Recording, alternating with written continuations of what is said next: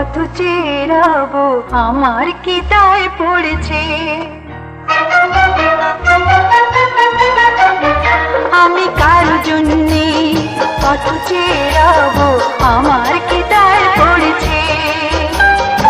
আমার অনেক কাজ ছিল তাই তো আসতে দেরি হয়েছে, কিছু মনে করো না।